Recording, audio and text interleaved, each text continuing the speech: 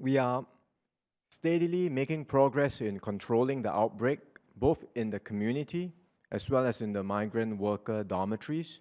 And that's why now we are planning for the next phase when the circuit breaker period ends on the 1st of June. With regard to the community figures, I think you can see the progress from the daily reports that we put out. The figures are steadily coming down. Our surveillance shows that the undetected cases in the community is also coming down. So there is progress made. The reproduction rate of the virus in the community is coming down. And we are in a good position to start thinking about possible easing of some of the restrictions beyond 1st of June. But we will do so in a very cautious and calibrated manner.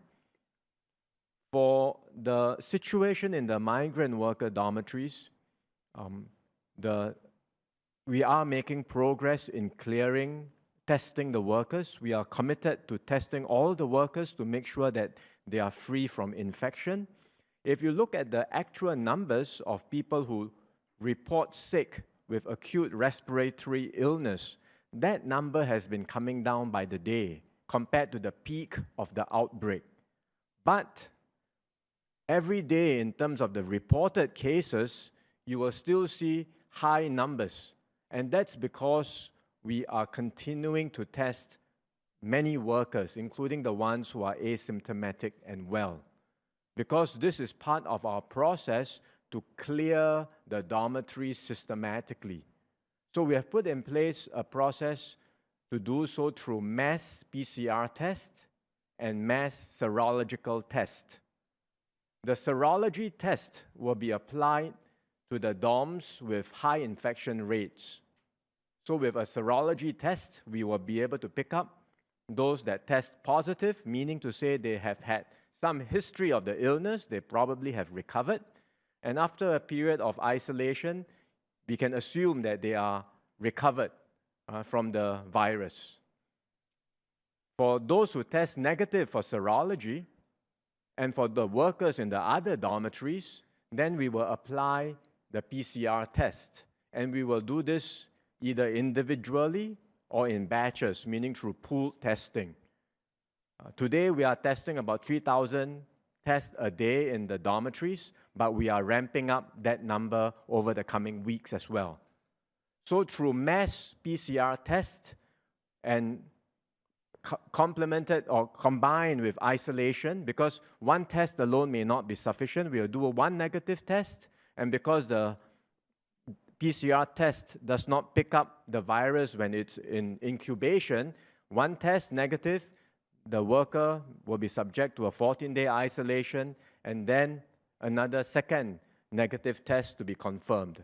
So that's the kind of systematic process we are putting in place to test every worker, verify their status, and then eventually clear the dorms systematically.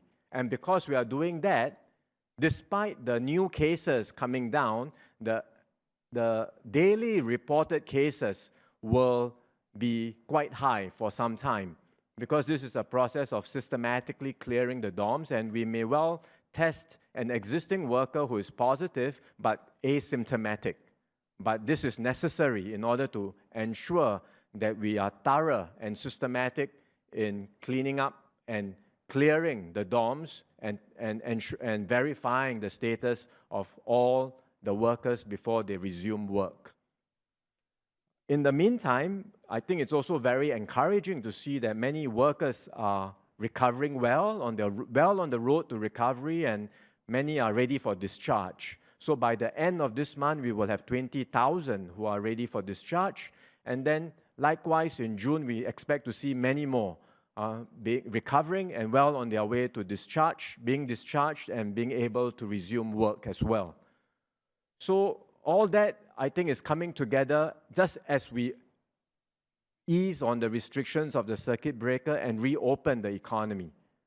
So we are now in a good position to plan forward and ease some of the restrictions, open more, allow more workers to resume work beyond the 1st of June, and then gradually take steps to reopen the economy.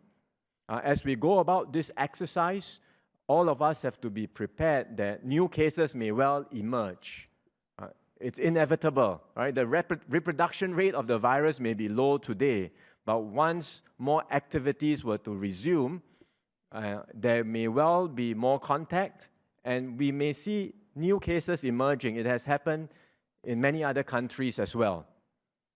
So what's critical, if this were to happen, is to ensure that we have the ability to detect the new cases quickly and to prevent one case from forming large clusters.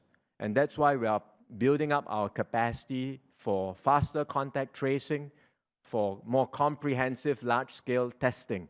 And with these enablers, we will be able to have some confidence in opening the economy and easing the circuit breaker measures.